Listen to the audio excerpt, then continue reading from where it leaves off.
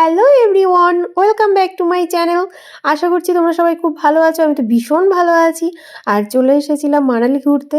তা এখন রয়েছি কাসলে। তোমাদের অনেকের রিকোয়েস্ট ছিল যে কাসল জঙ্গলের মধ্যে আমার একটু লম্বা হেয়ারটাকে দেখিয়ে দেওয়ার। তোমাদের রিকোয়েস্ট নিয়ে চলে এসেছি। দেখো একদম পাইনের জঙ্গলে পুরো এঁকে বেঁকে চলেছি। আমি তো ভীষণ খুশি। তোমরা এই ভিডিওটা দেখে কারা কারা খুশি হয়েছে অবশ্যই কমেন্ট সেকশনে জানিও। আমি এতটা এক্সাইটেড হয়ে পড়েছিলাম পাইনের জঙ্গলে এসে, আমার এক্সাইটেশনটা কিন্তু তোমরা ভিডিওর মধ্যে দেখে বুঝতেই পারবে বন্ধুরা। তা অনেকদিন ভিডিও গ্যাপ গেছে, তার কারণ একটাই, ঘুরতে গেছি আর ঘুরতে গিয়ে ভিডিও শ্যুট করেছি ঠিকই, কিন্তু ভিডিও এডিট করার সময় পাইনি।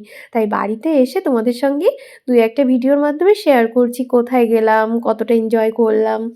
তোমরাও আমার ভিডিওর মাধ্যমে অবশ্যই ঘুরে নিলে বন্ধুরা। দেখো কত বড়, কত মোটা পাইন গাছ, অনেক পুরনো গাছটা। শুধু গাছটা নয়, এখানের সব গাছগুলোই বহু পুরনো গাছ। একটু ওপর থেকেও তোমাদের সঙ্গে শেয়ার করছি, দেখো কতটা লম্বা হয়ে আছে। আমার এত ভালো লেগেছিল। তা বরবাবু নিজের থেকেই বলল, চলো তুমি পাইনের জঙ্গলে একটু হাঁটি করো, আর আমি তোমাকে একটু ভিডিও শ্যুট করে দিই। সে নিজে থেকেই কিন্তু এই বুদ্ধিটা আমাকে দিয়েছিল। তাই আমি কিন্তু তোমাদের সঙ্গে এটা শেয়ার করতে পেরেছি।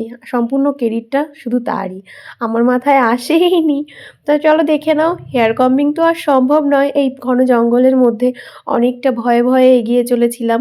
আমি শুধু ভয় পাচ্ছিলাম বন্য শিয়ালের, কারণ আমি শিয়ালের ভীষণ ভয় পাই। এমনিতেই শিয়াল খুব মারাত্মক জিনিস, তারপর যদি সেটা বন্য হয় তবে আরও মারাত্মক হয়ে পড়বে। আমি কিন্তু পাইনের জঙ্গলে এসে পাইন ফল পেয়ে ভীষণ খুশি হয়েছি, ভীষণ এক্সাইটেড হয়ে পড়েছিলাম। দেখো আমার এক্সাইটেশনটা তো দেখাই যাচ্ছে। আমি ভেবেছিলাম বেশ কিছুটা নিয়ে আসবো, কিন্তু দেখো বন্ধুরা, মানালির ম্যাল থেকে না কিছু শপিং করেছিলাম, যার জন্য কিন্তু ব্যাগ একদম ভরে গিয়েছিল। তাই আমি বেশি আনতে পারিনি, একটা মাত্রই নিয়ে এসেছি। ওই শোকেসে একটু হোম ডেকোরেশনের জন্য একটা পাইনের ফল আর দু তিনটে পাইনের ফুল নিয়ে এসেছিলাম। দেখো কি দারুণ গাছগুলো না। এর মধ্যে সত্যি একটা হেয়ার কম্বিং ভিডিও যদি শ্যুট করতে পারতাম, আমিও ভীষণ খুশি হতাম। আজকের মতো টাটা, বাই বাই।